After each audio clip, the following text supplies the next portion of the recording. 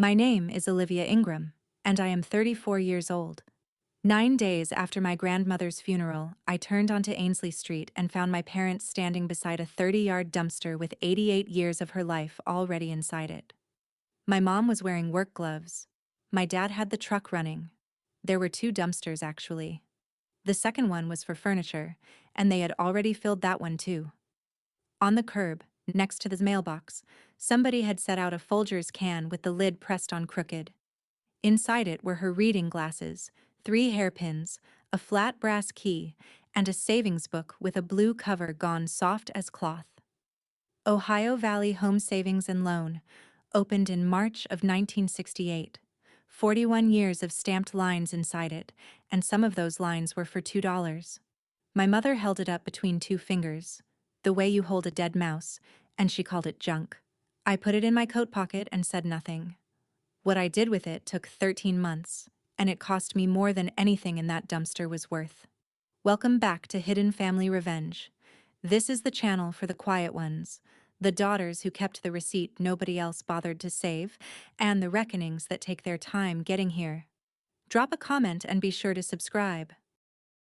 I found out from Facebook. My cousin Patty Dolan posted it at 4:40 in the afternoon. A photo of the front of my grandmother's house with two orange dumpsters parked across the lawn, captioned with a little praying hands emoji and the words, "Getting it done." I was standing in room 4 at Weatherby Hospice in Columbus at the time, and Amos Delk was doing the breathing they do at the end, the kind with long spaces in it. You do not walk out on that. His daughter was driving in from Erie and she was still 40 minutes away, so I stayed, and I held his hand, and he died at 5:41 before she got there. I charted it. I called her from the parking lot so she would not have to hear it in a hallway. Then I drove 71 miles northeast to Belmont with my scrubs still on. Here is the part I want on the record, because people always ask me why I let it happen. In July, while my grandmother was still alive at Cedar Hollow, I asked for 4 weekends. I said, "Give me 4 weekends and I will sort that house room by room and label everything." I offered to pay for one of those storage containers they drop in the driveway, out of my own money, $890 for 3 months. My mother said she would think about it. In August, she told me she had booked the dumpsters for after the funeral, whenever that turned out to be, and I said all right. And I asked her to call me the day before so I could take the shift off. Nobody called me on the Tuesday. Nobody called me on the Wednesday morning. I got there at 6:15 and the light was already gone, and the truck headlights were still on, pointed at the porch. What I saw on that curb was not what I expected to see. I expected to find nothing. I have cleaned out enough rooms to know what a professional job looks like, and my mother is a professional. What was on that curb was the leftover pile, the stuff that is not worth a box and not quite worth the dumpster, and somebody had used a Folgers can to hold it. Her reading glasses, the ones on the beaded chain she wore around her neck for 20 years. 3 hairpins, the apron with the burn mark near the left pocket, a flat brass key, no head, no keychain, with the number 214 stamped into it, and the savings book. I sat down on the curb in my scrubs and opened it, because that is what I do. I read the things people leave out. My job is 9 years of noticing what nobody else writes down. Ohio Valley Home Savings and Loan, Belmont Branch, account number 04118772. Opened the 3rd of March, 1968. And then line after line in that small blue book, stamped by hand, in the ink of maybe 11 different tellers across 4 decades. $2, $3.50, $1.25, $6 on the 3rd of one month, then $1.75 on the 3rd of the next. My grandmother cleaned rooms at the Belmont Inn and then she cleaned Belmont Elementary, and she got paid on the 1st and the 2nd, and on the 3rd she walked to the bank. Every month, for 41 years. The last stamped balance in that book was $9,412.68. It looked like almost nothing. That is exactly what everybody thought. I want to be clear about something because it matters later. I did not sneak that book away. I walked up the driveway with it open in my hand and I showed her. My mother pulled off one glove, wiped her palm on her jeans, and looked at it for about 3 seconds.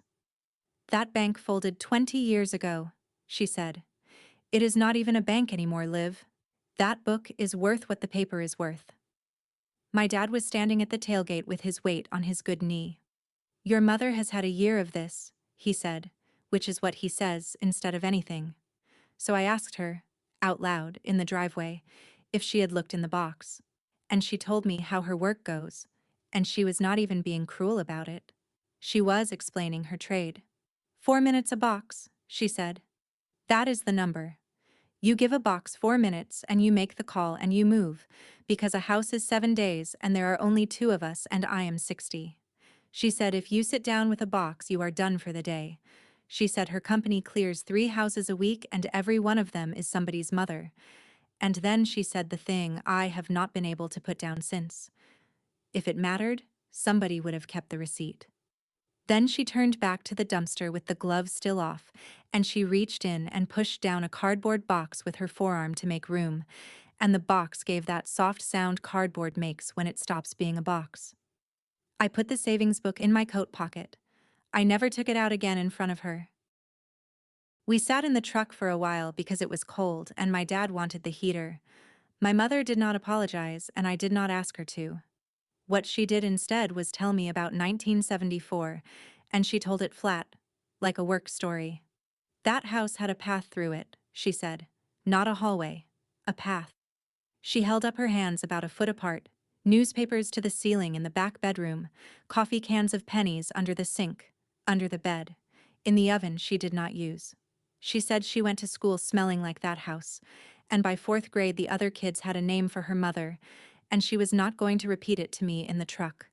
She said the coffee cans were the worst of it, because you could not tell which ones had pennies and which ones had buttons, so you had to shake every single one, and her mother would come in and take it out of her hands and put it back exactly where it was. She said she got out, and she never once looked back at a pile of anything with affection. "I do not save things," she said. "I save people from things." My dad said, "Sharon," and she said, "What?" It is true. And it was true. That is the thing nobody wants to hear about my mother. She is not lying about any of it. She was raised inside the exact thing she now hauls away for a living, and she believes she is being kind, and most weeks, she is. I have watched her sit on a stranger's stairs for 20 minutes with a widow who could not decide about a sewing machine, and then decide for her, gently, and the widow thanked her. She sat there with her gloves in her lap, and her breath fogging the windshield, and she looked at the porch light on her mother's house, and she almost said something else. I watched her decide not to. It would be 10 months before I learned what it was. Before I left, I walked around the far side of the dumpster where the truck lights did not reach, and I read it the way I read a bed. That sounds strange unless you do what I do. When I walk into a room, I look at the tray table, the water cup, the number of pillows, whether somebody moved the chair to the left side. It tells you who has been visiting and how long they stayed. So I stood there in the dark with my phone flashlight and I read her cutting board, which had knife marks worn into a shallow bowl in the middle, and I read the cast iron pan lying on its side with the bottom polished bright in one spot where her thumb went.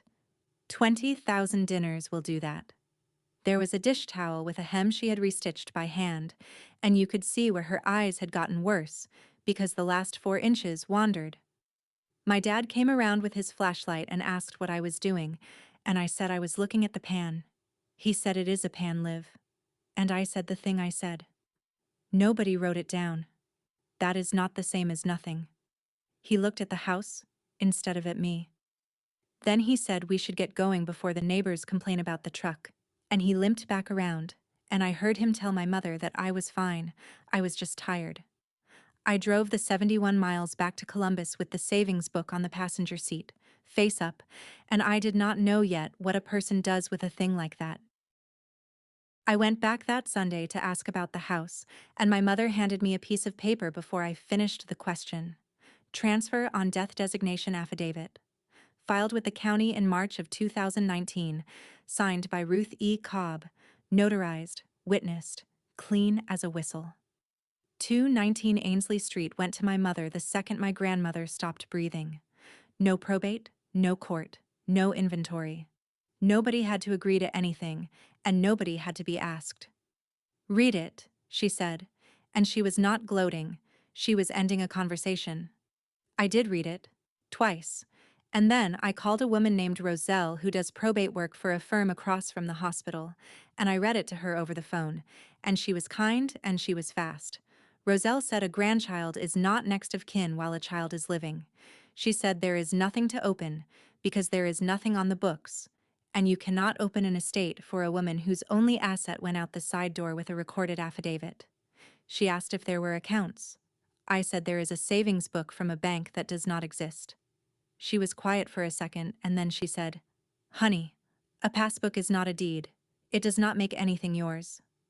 My mother mentioned, on her way out to the truck, that she had been paying $1,940 a month at Cedar Hollow out of her own checking before the Medicaid went through, and that nobody had ever said thank you for a single one of those months. She was right about that too. She said it like a fact, and she drove the 4 miles back to Ferris Road, and I stood in my grandmother's empty driveway with a book in my pocket and no standing at all. That night, back in Columbus, I did something I have never told anybody, and it embarrasses me more than the rest of this story.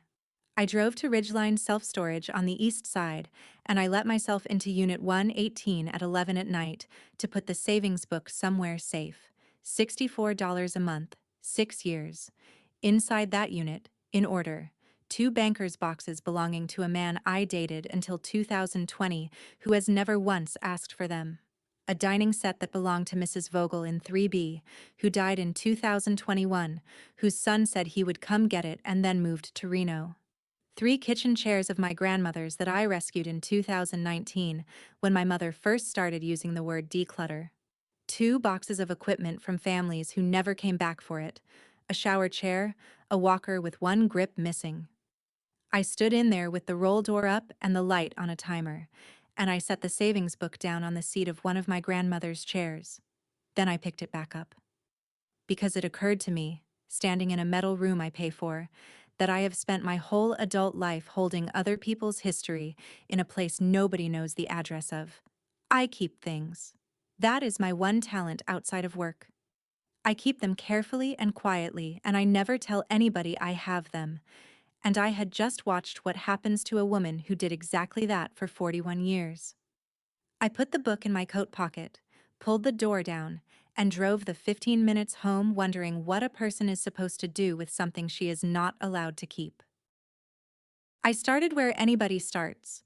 I called the number on the back of the book, which had been disconnected since sometime in the Clinton administration, and then I found the bank that ate it, and I called them. Meridian Bank, customer service, 37 minutes on hold. I know it was 37 because I wrote it down, the way I write down everything at work: time, name, exact words. The first woman transferred me. The second woman was in mortgages. The third man was very polite, and he told me the truth, which is worse than being rude. Records before 1998 were not converted, he said. That was 2 acquisitions ago. We cannot verify an account we never had. I asked whether there was an archive, a warehouse, a box of microfilm in a basement somewhere, and he said he was not aware of one. I asked him to say that again slowly so I could write it down, and he did, which I appreciated. Then I asked what happens to money in an account nobody touches, and he said that depends on the state, ma'am, and then he asked if there was anything else he could help me with today. I sat on my kitchen floor with my back against the dishwasher, and I flipped the book to the inside of the back cover, which I had not looked at, because the front is where the money is. There was a line stamped there in purple ink, so faded it read like a bruise. It said, "Box Rent," and after it, a number. 214. I got up and got the flat brass key out of my coat pocket and set it on the linoleum next to the book. It is not a house key. It never was. It is the kind of key that only opens something inside a building that has a guard. The next Saturday, I sat on my apartment floor above the laundromat on Kelso Avenue with the book, a legal pad, and a mug of coffee going cold, and I did the only thing I am actually good at. I counted. 41 years of deposits. mostly on the third, mostly under $5, and I stopped trying to add those. What I counted instead were the withdrawals, because withdrawals are decisions. There were 40 of them. 40 lines in 41 years where my grandmother walked into that branch and took money out instead of putting it in. And 31 of the 40 were in August. Not around August? August. The 11th, the 14th, the 9th, the 22nd. One every single year from 1979 straight through 2009, and never a round number. $84.50. $209.10. $466.80. Somebody who is stealing takes round numbers. Somebody who is paying a bill takes the exact amount of the bill. I know that from work too. When a family tells me they cannot afford the copay, they tell me a round number, and when they show me the invoice, it has cents on it. The cents are how you know it is real. The other 9 withdrawals were scattered across the decades, and I sat up straighter because I knew those dates. Not all of them, but November of 1987 meant something to me. So did May of 1989, so did February of 1994, and I could not have told you why yet. Only that I had heard those months my whole life at kitchen tables. I wrote at the top of the legal pad, "Why August?" Then I underlined it twice, which is not like me, and I went to bed and did not sleep well. 2 weeks later, I drove back to Belmont on my day off to stand in front of a building, 12 South Main. On the savings book it says Ohio Valley Home Savings and Loan in raised gold letters, and there is a little engraving of a stone arch. The arch is still there. The building is a vape shop now. Ohio Valley got bought by Keystone Federal in 1998, and Keystone got swallowed by Meridian in 2011, and Meridian closed the Belmont branch in 2016, and the storefront went through a phone repair place and a tanning salon before it landed where it landed. But the old vault is still standing in the back corner, because you cannot get a vault out of a building without taking the building apart. They use it as a display shelf. There is a shelf of mango-flavored cartridges sitting inside a 2-ton steel door. The kid working the counter was maybe 22, and he was very nice about the crazy lady who wanted to touch a door. I asked him if it's still locked. He said the lock has been broken since before he was born. I stood on that sidewalk for a long time. I want to say something here, while I am still standing on that sidewalk. If you have a parent or a grandparent still alive, ask them one question this week. Where do you keep things? Not the will. The things. Write down what they say. I am asking because I did not. Drop a comment if you have had that conversation, and subscribe, because the next part is where it turned, because when I finally looked up from the sidewalk, I was looking across the street at another counter, in another building with the lights on. Belmont Municipal Credit Union has 4 parking spots and a bell on the door. The woman at the second window was Bernice Alvarez, 58 years old, 31 years behind a counter in that town, and I want to be honest that she did not save me. She could not look up my grandmother's account, and she said so in the first 30 seconds, because it was never her institution and because privacy laws exist. What she did was put her reading glasses on and look at the last stamped line in the book, and then she went quiet in a way I recognized from work. "Those are Dot Kessler's initials," she said. "Dot did the teller window at Ohio Valley until they let everybody go in '98. Bernice touched the page like it was a person. Then she walked me through the mergers on the back of a deposit slip, drawing arrows, 3 boxes, and 2 arrows, which is the whole financial history of a small Ohio town in one drawing. And then she said the thing that changed the next year of my life, and she said it like it was ordinary, because to her, it was. "Honey, if nobody touched that account, it is not at Meridian. It went to the state." She said the words unclaimed funds. I had never heard them in my life. I have a nursing license, a car payment, and 9 years of charting, and I did not know that there is an office whose entire job is holding what people forgot. She wrote it on the deposit slip and slid it under the glass. I stood in that parking lot and read what she had written on the back of a deposit slip. Ohio Division of Unclaimed Funds. If you are watching this and you had a grandmother who worked her whole life for cash, look up your own state's version tonight. It takes 4 minutes. Comment and tell me if you find something and hit subscribe. I typed her name in that night, standing up at my kitchen counter with my coat still on. Ruth Cobb, Ohio. It took 11 seconds. There she was, in a table on a state website, in a font nobody has updated since 2009. Owner name, Ruth E. Cobb. Last known address, 219 Ainsley St., Belmont, OH. Holder, Meridian Bank. Property type, savings account. Reported, 2015. I read it 4 times before I understood the year. 2015. My grandmother did not die in 2015. She lived 9 more years after that. She sat in that house on Ainsley Street with her mail piling up on the radiator cover, and the state of Ohio was already holding her money, and the letters they sent about it went to a woman who by then was 79 years old, with hands that would not open a jar. Nobody stole from my grandmother. That is the part I could not get past for about a week. There was no villain in that. She just stopped being seen, one piece at a time, and the system did what systems do, which is send a letter to the last known address and then close the file. And here is the detail I still cannot say without laughing at myself. The Division of Unclaimed Funds is in Columbus, 14 minutes from my apartment. For 6 years I have driven past that building on my way to a night shift, past a room with my grandmother's 41 years sitting in it, on my way to sit with strangers so they would not be alone. I printed the page and I put it on my refrigerator with a magnet shaped like a tooth, and I looked at it every morning for a week the way you look at a lab result you do not like. So there was a road after all. It was not a courtroom, it was a form. Monday, the 4th of November, 2024. I know the date because the 3rd was a Sunday, and Bernice said, "Honey, the 3rd is a Sunday. Come Monday."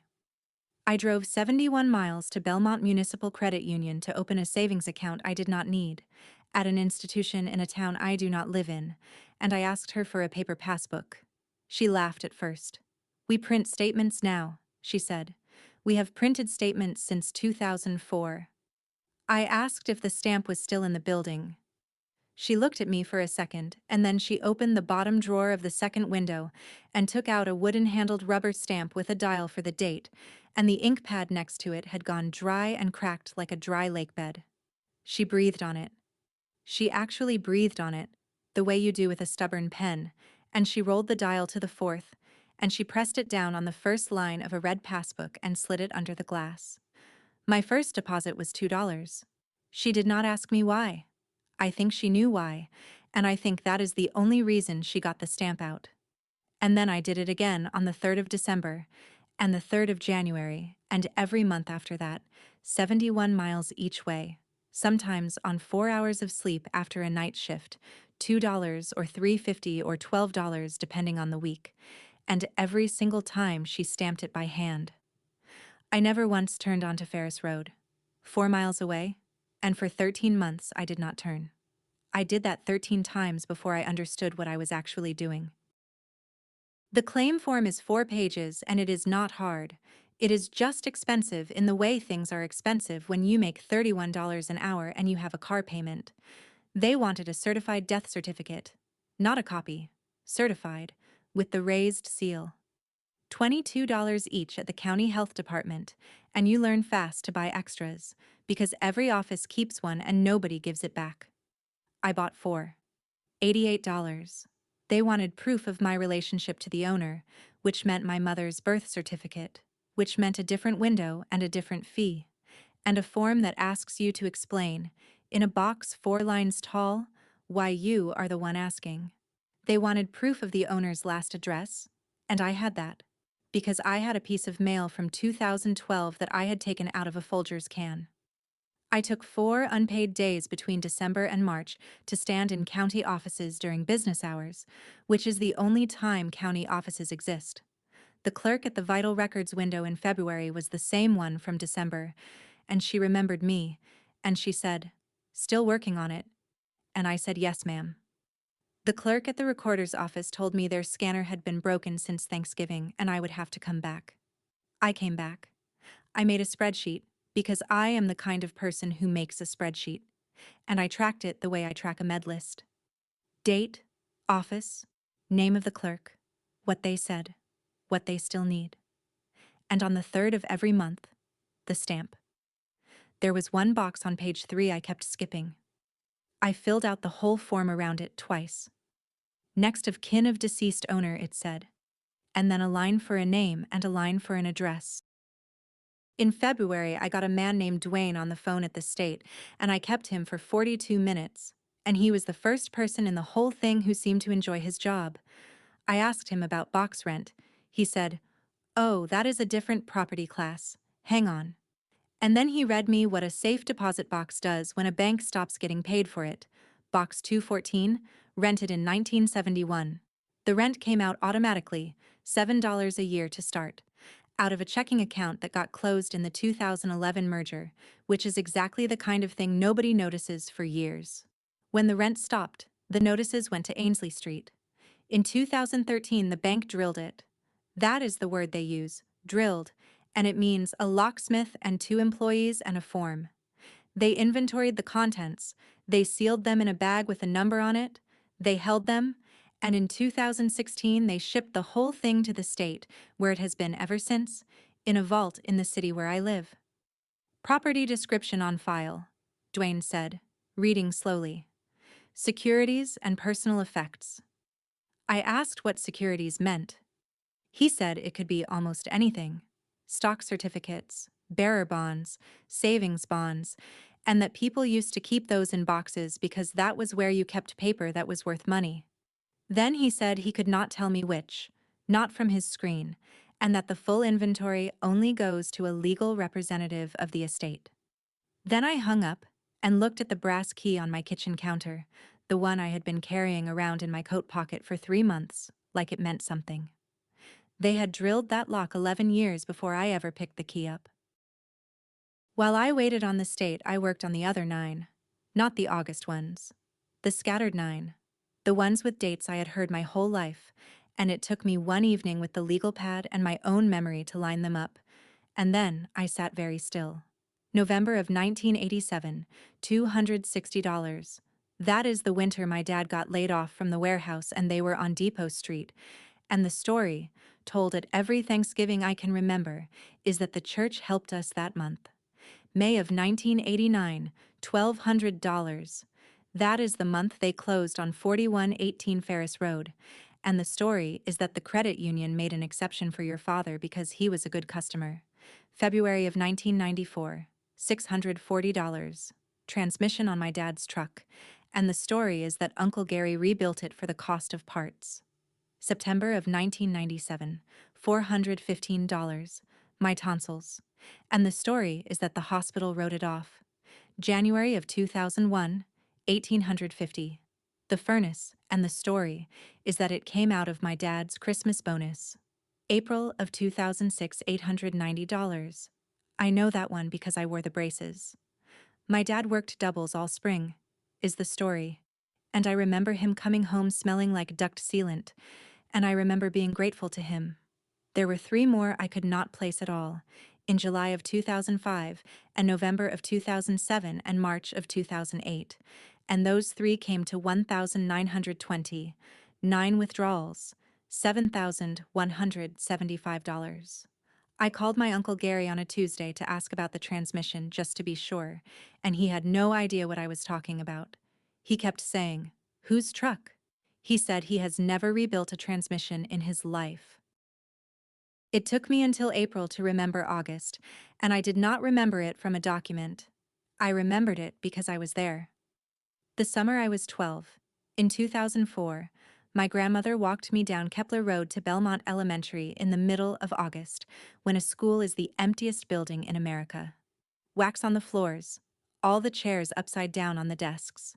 She had me wait by the trophy case while she went to the office window, and I watched her push an envelope through the slot and say something short to the woman on the other side.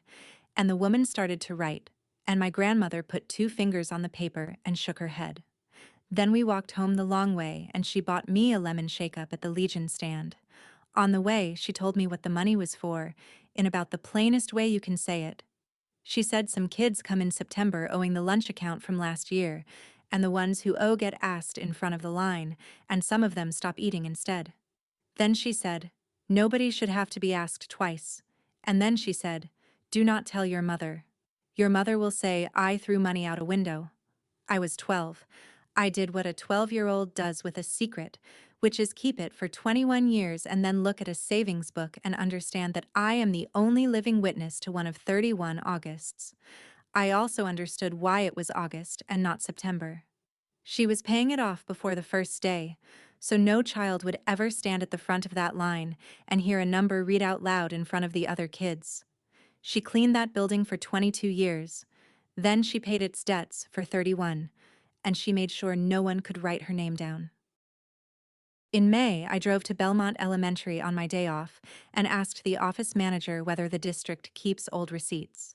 Her name is Karen Witt, and she is 52, and she has been in that office for 16 years. And the first time I asked, she said she did not think so. The second time I asked, I brought her the year I was looking for, which is what people need.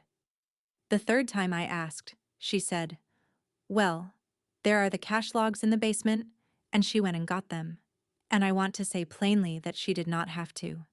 Green ledgers with a red cloth spine, one per school year, in a metal cabinet next to a boiler. And they are all there. Every August, from 1979 to 2009, one cash payment, no check number, no name, applied to the student meal account deficit. And the amount is never round, because the amount is the deficit. 84.50, 200 are 910, 466.80, 1,097.20 in the last one. 31 entries. I added them on my phone at that cabinet with the boiler ticking, and it came to $14,206.30. And I already knew, because I had the same list in my bag with a teller's stamp next to each one. Every August, the district column marked paid by was blank. 31 times. Karen said the room she cleaned every night was the first grade hallway. Then she said, can I ask what this is about? And I did not have a good answer yet. I understood something in that basement, though. I was never going to need to prove this to a court. I needed exactly one person to see it. The 8th of July, 2025, at the post office counter 3 blocks from my apartment. The state had written back with one requirement I had been dreading since spring. To verify an account number from an institution that no longer exists, they wanted the original passbook. Not a scan, not a certified copy, the original, and the letter said, in the flattest sentence a government can produce, that documents submitted in support of a claim become part of the claim file and are not returned. So I bought a rigid mailer and a plastic sleeve, and I stood at that counter and I could not make my hand let go of it. 9 months I had carried that book. It rode in my coat pocket through 2 funerals at work. It sat on my nightstand and I would touch the cover before I turned the light off, the way you check a child. It was the only thing of hers I got out of that dumpster besides a pair of glasses I cannot wear and an apron I will not use. The man behind me was mailing a vacuum cleaner back to a warehouse and he was very patient with me. Certified, $9.65. And on the last page of the packet I had finally filled in the box. In blue ink, in my own handwriting. Next of kin of deceased owner. Sharon Ingram, 4118 Ferris Road, Belmont, Ohio. Which meant the state of Ohio was about to mail my mother a letter about her mother's money with my name on the line underneath. I knew that when I dropped it in the tray. I dropped it in the tray. From that second on, I was not a person who could keep quiet about this anymore, and I have never gotten that book back. And I never will. She called on the 19th of August at 9:12 at night. I know because I was charting at the kitchen table and I looked at the clock the way you do when the phone rings late. Her voice was steady, which is worse with my mother than yelling. She had an envelope in front of her from the Ohio Department of Commerce with her mother's name on it and her daughter's name on the claimant line, and she wanted to know what I was trying to take. That was the word. Take. I told her the truth in order, because that is the only way I know how to give anybody bad news. There is an account. It went to the state in 2015. There is also a safe deposit box, and I do not know what is in it, and neither does anybody else alive. She said, from a bank that folded. I said yes. She said, over a savings book. I said yes. And then she said it again, 10 months later, with total confidence, the way you repeat a thing that has always worked. If it mattered, somebody would have kept the receipt. I did not raise my voice. I want that on the record because I wanted to. I said I would send her copies of everything I had, and I meant it. And I started to say that she was the only one who could actually claim any of it, which was the single most important sentence in the conversation. She hung up before I got to it. 4 days later, she called me back. This time, she did not ask me about money. She wanted to tell me about being 19 years old. The 23rd of August, a Saturday, mid-morning, and she did not say hello. She said, I want you to know something before you go any further with this. In the spring of 1984, she was 19, and she had a job lined up as a housekeeper at a hotel in Columbus and a bus ticket for the 9th of April, and she needed $400 for the first month and the deposit on a room on Chestnut. She asked her mother for it at the kitchen table on Ainsley Street. She said she asked once, and her mother looked at the window and said, I don't have it, Sharon. And my mother said she never asked her for anything again in her life. She stayed 3 more years in that house. She slept in the back bedroom with the newspapers, and she moved out at 22 with a boyfriend who became my father, and she built everything she has by deciding that nothing sentimental is real. Then she told me the other part, the part she had held back in the truck in the dark 10 months earlier. 14 months at Cedar Hollow at $1,940 a month out of her own checking account before the Medicaid application cleared. $27,160. She said, and not one person ever wrote that down anywhere. After she hung up, I got out my copies, the ones I had made at the library at 10 cents a page before I mailed the original away. April of 1984. Deposited, $400. She had it.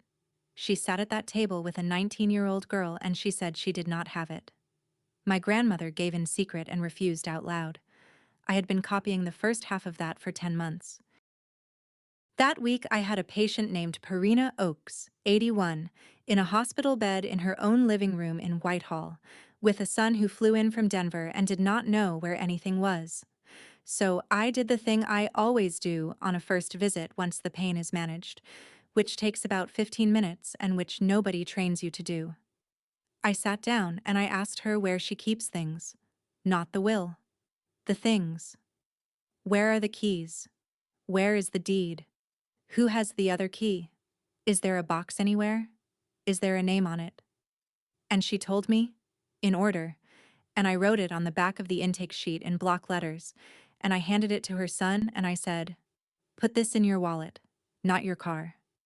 He almost cried. It is the easiest good thing I do all week.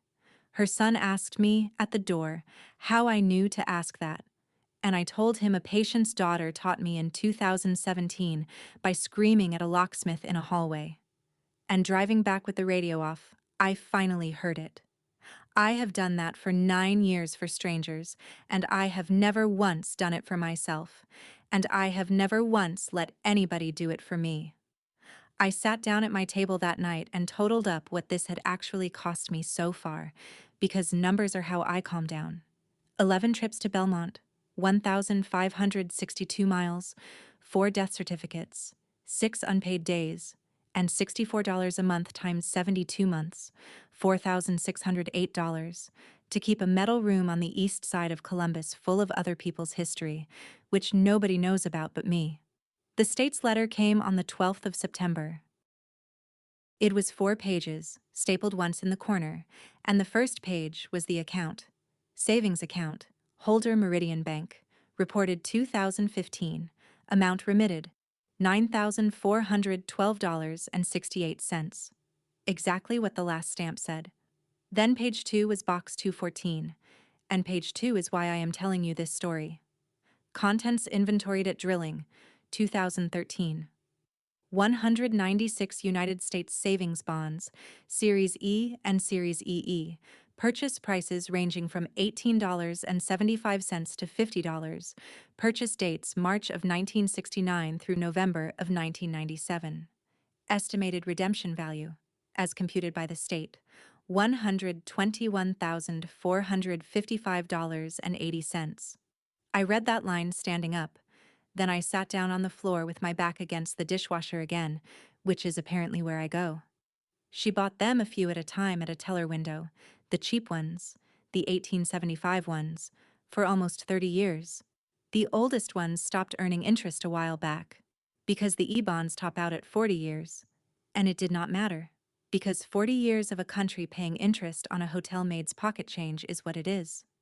Also in the box, one plain gold band, one marriage certificate, Cobb and Cobb, 1958.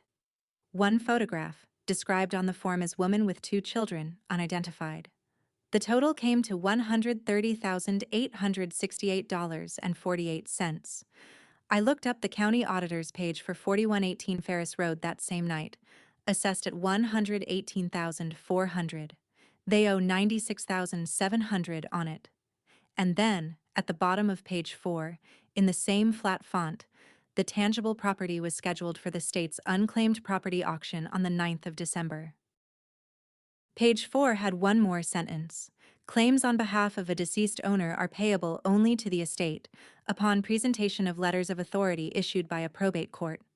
So I called Roselle again and I said the number out loud to her, and she whistled. And then she explained my life to me in about 4 minutes. Ohio lets you skip full administration for a small estate. $130,868 is not a small estate. That means somebody has to open a probate case in the county where my grandmother died, and somebody has to be appointed to administer it. And there is a statute with an order of priority for who gets appointed, and at the top of that list is the surviving child. My grandmother left no will, no beneficiary form, no payable on death designation on anything, ever, because a woman who will not let a school write her name in a ledger is not a woman who fills out a beneficiary form, which means every dollar of it is my mother's. All of it. Legally, cleanly, completely. Roselle said a grandchild can apply if the child declines, or you can file over her objection and try to convince a judge, and that would be a contest. And a contest in a county that size takes 18 months to 2 years and goes in a public file that anybody at the library can pull up and read. I said, so either I sue my mother in front of the whole town, or I hand her everything. She said, more or less. Yes. I had both sets of papers drawn up. I had them both notarized on the same afternoon, at a UPS store, $10. On the 18th of November, my dad texted me that everybody was clearing the last of the furniture out of Grandma's house on Friday. On Thursday, the 20th of November, at 3:40 in the afternoon, I drove to Belmont a day early and I went to Kepler Road instead of Ainsley Street. Karen Witt was at the window with her coat already on. I asked her what the district's current unpaid meal balance was for this school year, all 6 buildings. She had to look it up, and while the computer thought about it, she said, nobody has ever asked her that question in that order. $1,164.40. I had $1,208 in an envelope in my bag, in 20s and 150, which had been sitting in a coffee tin on top of my refrigerator for 2 years, and which was the transmission fund for a 2011 Corolla that shudders in second gear on cold mornings. I counted it out on the counter under the fluorescent light. She had to get a second person to witness the cash. It took 11 minutes, and it was not dramatic in any way. Then I asked her for the one thing I actually came for. I asked her to fill in the column, not anonymous. She turned the receipt log around so I could see it, and she uncapped a regular blue ballpoint, and in the box marked Paid By, she wrote what I asked her to write. Ruth Cobb, who cleaned this building for 22 years. Then she signed her initials next to it and she stamped it, because that is what offices do. My grandmother would have hated it. I know that. She would have put 2 fingers on the paper and shaken her head, and she would not have spoken to me for a month. I did it anyway, and I have $43.60 left, and I would do it again tomorrow. The next morning, I drove to Ainsley Street for the first time in 13 months. There is no sound in the world like an empty house with 11 people in it. They had pulled the carpet, so every footstep came back off the walls. It smelled like primer. The refrigerator had been unplugged for a week, and it still ticked once while I was standing there. My cousin Patty Dolan was wrapping glassware in newsprint on the kitchen counter. My Uncle Gary and two men from Rieger's were walking the last dresser down the porch steps. Three of Patty's grandkids were carrying lamps to a minivan and arguing about a phone charger. My dad was in the doorway between the kitchen and the front room, which is where he stands. Closing was Monday. $71,000 for the house. Cash buyer. A landlord from Mount Vernon. My mother was on one knee with a roll of price stickers, and she peeled one off and pressed it onto the last chest of drawers in the front room. $40. Consignment tag. Rieger's, Belmont. She looked up and saw me, and she did not look surprised, and she did not stand up all the way. I did not say hello either. I put my bag on the floor, and I took out the state's letter, 4 pages, stapled in the corner, and I laid it flat on a cardboard box lid because there was not one chair left in that house to put anything on. And I read her the last line of page 3, in the voice I use for numbers at work, which is slow and boring on purpose. $130,868.48. Nobody moved. Then I told her what the auditor says 4118 Ferris Road is worth, and I told her what she still owes on it. Patty stopped wrapping glass, and my mother stood up the rest of the way and said, "Where do I sign?" I did not give her anything to sign. Not yet. I said, "Before you sign anything, I am going to read you some dates." And that is all I did. I did not accuse my mother of one thing in that house, and I want people to understand that this was not mercy, it was strategy. Because I have watched families for 9 years, and an accusation gives a person something to fight. A date does not. November of 1987, $260. And I said, the church helped us that month. May of 1989, $1,200. And I said, the credit union made an exception for Dad. My mother's face did not change on the first two. February of 1994, $640. And I said, Uncle Gary rebuilt the transmission for the cost of parts. And from the porch doorway, in front of everybody, my Uncle Gary said, I never fixed a transmission. Sharon, I have never fixed a transmission in my life. Nobody said anything after that. September of 1997, $415, my tonsils. January of 2001, $1,850, the furnace. April of 2006, $890, and I said, these are my teeth. 9 withdrawals, 41 years, $7,175. Then I told her about the other 31. One in August of every year from 1979 to 2009, and I read 4 of the amounts. And then I opened the folder from the school district and set the 2 lists side by side on the box lid, and every one of the 31 matched to the penny. $14,206.30, paid in cash at an office window on Kepler Road, in a building she mopped for 22 years, and in the district's own ledger, 31 times, the column marked paid by was empty. That is when I said it, and I said it quietly, to my mother, in her mother's empty front room. Nobody wrote it down. That is not the same as nothing. She looked at the 2 lists for a long time. Then she said, show me April of 1984. I had brought that page. I turned it around and slid it across the box lid to her, and I did not say a word about it, because there was nothing to say. April of 1984. Deposited $400. My mother stood there and read one line on a photocopy for what felt like a minute and a half. Then I put 2 envelopes down next to it, and I told her exactly what each one was, because I was not going to trick my mother in front of her family. The first one is an application to be appointed administrator of Ruth Cobb's estate, notarized, with your name on it, filed in the county where everybody we know can read it. If I file that, This takes 2 years and it happens in public. The second one is a waiver of my right to be appointed. If I sign that, you are the administrator, you are the sole heir, and every dollar of that $130,868.48 is yours, and there is nothing in it for me. And there never was. Then I said, I am not filing the first one. I laid it face down on the bare floor by my bag and left it there. And I signed the second one on top of a cardboard box in a house with no furniture in it, in front of my father and my uncle and Patty Dolan and 3 teenagers holding lamps, and I slid it over to her. Then I took out the last thing I brought, a red passbook from Belmont Municipal Credit Union, 13 lines, every one of them stamped by hand by a woman named Bernice, $237.50 total. I set it on the box lid and I told her where I had been at 3:40 the previous afternoon, and what the balance was, and what I had asked Karen Witt to write in the column. My mother did not pick up the envelope. She did not shout. My mother has never once shouted at me, which people find hard to believe. She set the roll of price stickers down on the windowsill and it unrolled a little and hung there. Then she sat down on the floor.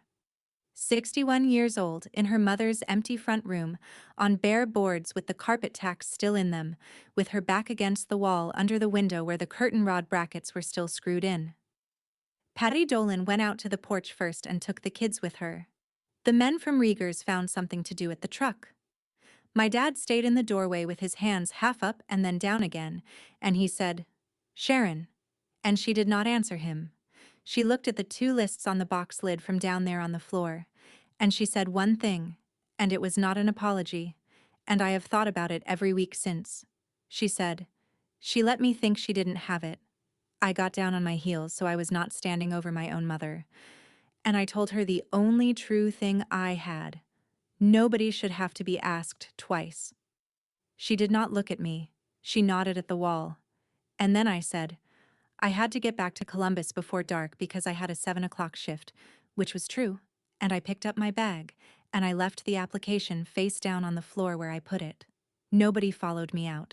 There is no apology anywhere in this story. I want to be honest about that, because I know what people hope for. She opened the estate in December. Letters of authority came in January. The state paid the claim in April, and it took until June to get the bonds redeemed, because the Treasury is the Treasury. She paid off the $96,700 on 4118 Ferris Road, which is the house her mother put $1,200 into in May of 1989 and never mentioned again.